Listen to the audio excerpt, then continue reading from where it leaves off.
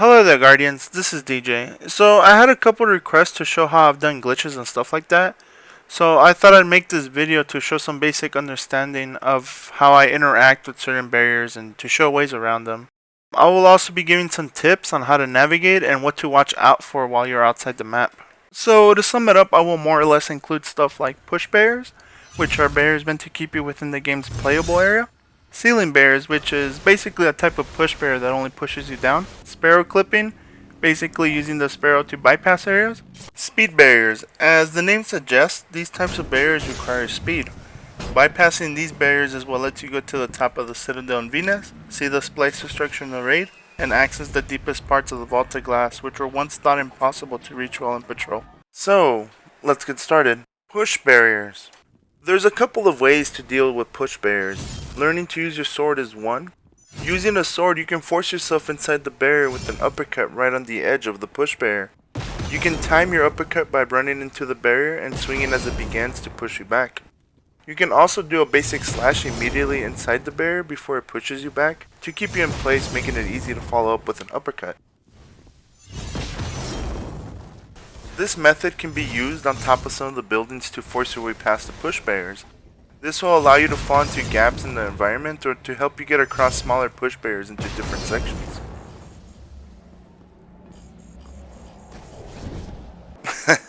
So, to get past the biggest push barriers, the ones surrounding the entire map, it'll require lots of force.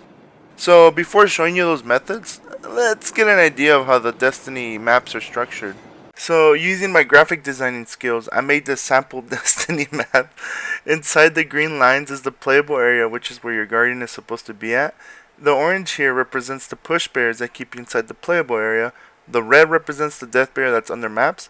The blue line represents the absolute edge of the map. Going beyond this is guaranteed death. More or less, every map in areas like this, just different sizes and variations of it. So, what our goal here is to get past the orange push barrier.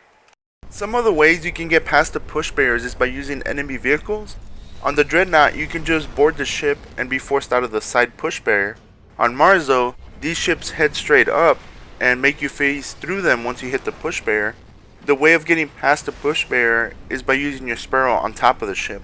Once you're past the barrier, you're free to roam the space all the way to the absolute edges. I recommend learning to sparrow fly to explore properly if the sparrow spotting feature is available to use. If you do manage to make it to the absolute edge, you will be forcefully dismounted off your sparrow, and going any little distance beyond that will result in death. The last method I know for bypassing push barriers is by using the Phalanx melee to launch you up. The most reliable way I've found to use is by crouching in a corner and jumping as soon as the Phalanx is midways attacking you. This forces your guardian to go straight up as he cannot fly in any other direction as easily because of the corner you were in. Ceiling barriers. These are types of barriers you'll experience while on rooftops, a variation of a push barrier that only pushes you down. These types of barriers can mainly only be accessed by hunters because they require double or triple jumps to reach. These are pretty straightforward. You spam your jumps and force yourself through the ceiling barrier and you are free to roam around on top, within the countdown of course. A lot of people bypass these types of barriers a lot since it's very easy to use once you get outside the map. One unique aspect about the ceiling barriers is that you can use them to float around when you spam the jump button. For example, you can see my hunter here falling down, but when I spam the jump button, I continue to float.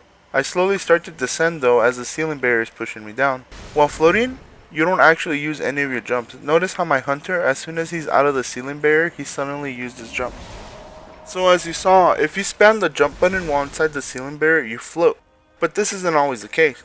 This works best for areas with large ceiling barriers. Smaller ceiling barriers require you to immediately spam the jump button while running inside of it to float. An example? The tower.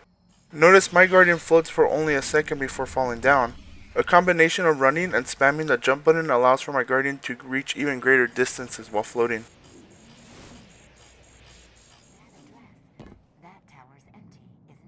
In this video, you can see me glitching over the ceiling barriers, but as I fall down, the map starts loading.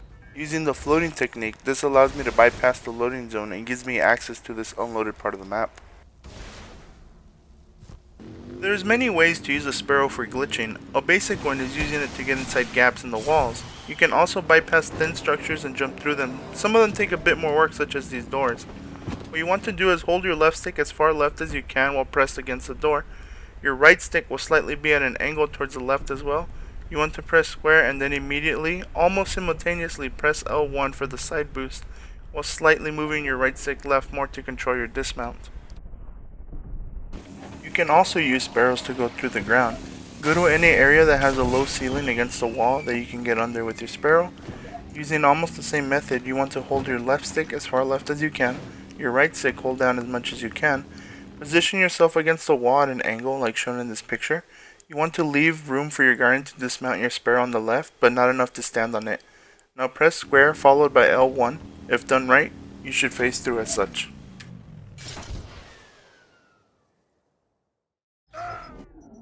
Speed barriers. These types of barriers, as you heard earlier in the video, take speed to bypass. Referring back to my image that displayed barriers in the map, the speed barrier in this case would be the one labeled as a death barrier. Notice how in the video when I drop down I make it to the very bottom, but when I jump from a lower platform I don't gain as much speed as I'm dropping down. Speed makes all the difference in making it past that barrier. That's all there is to it. It's just really limited to the areas that have huge environments since it's so rare to really get enough speed to bypass most speed barriers. For some areas you cannot drop down with the sparrow as it's way too slow. I do have a method though to bypass the speed barriers with the sparrow. This is a useful method to practice if you cannot summon a sparrow below the barrier. As a surprise to the Raid Seeker community, that method is currently used on my Journey to the Throne Room video, so check it out. As for tips, when you walk around the map, you create checkpoints of previous areas you were at. When exploring outside the map, falling off the map does not bring you back to another checkpoint, but if you use a rocket, you can go back to a previous checkpoint that you walked upon. You have a possibility of spawning back at the entrance of a map after 4 or 5 times of using a rocket, so be careful. You can use this system to explore areas below, kill yourself with the rocket so you can spawn back on top.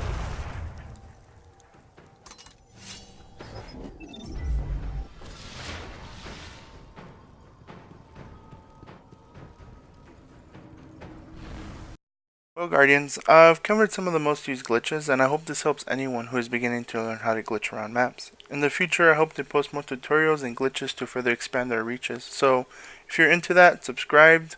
I'll try to post more often now that I'm done with my projects such as Journey to the Vault. So now, take care Guardian, see you next time.